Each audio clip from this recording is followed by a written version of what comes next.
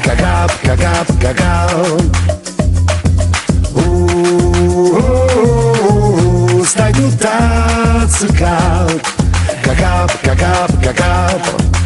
Questa notte m'ha sciatata una telefonata. Era zia Maria tutto incazzato. Stivo a tu quartiere reputato. Perché non stivo tutta fumata. Vinda smart con tutto stereizzato.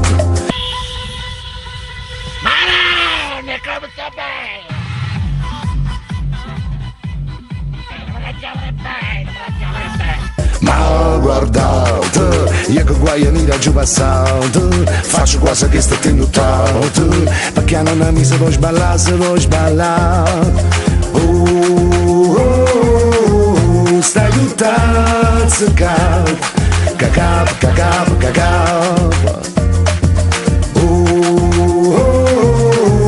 Stai tutta ziccat, cacap, cacap, cacap. L'altra notte l'hanno vista vinta in un locale, siamo rivestita e truccata e tutta gente attorno a capariale.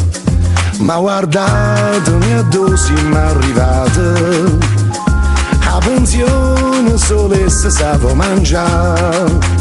Mo s'ha accattata, 7 per insomma colorante, 2 magliette strette scollate, e pure un tatuaggio se vuoi fa, se vuoi fa. Stai tutta ziccat, cacap, cacap, cacap. Stai tutta ziccat, cacap, cacap, cacap.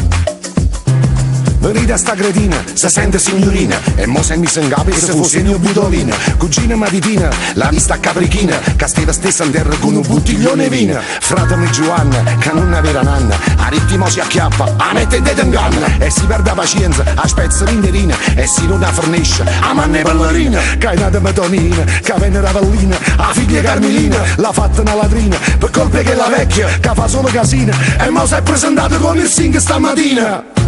Nel mio quartiere eravamo la famiglia più rispettata, ma mia nonna, all'età di 82 anni, decise di cambiare la sua vita. E infatti, c'ha cagnata vita nonna, c'ha cagnata vita nonna.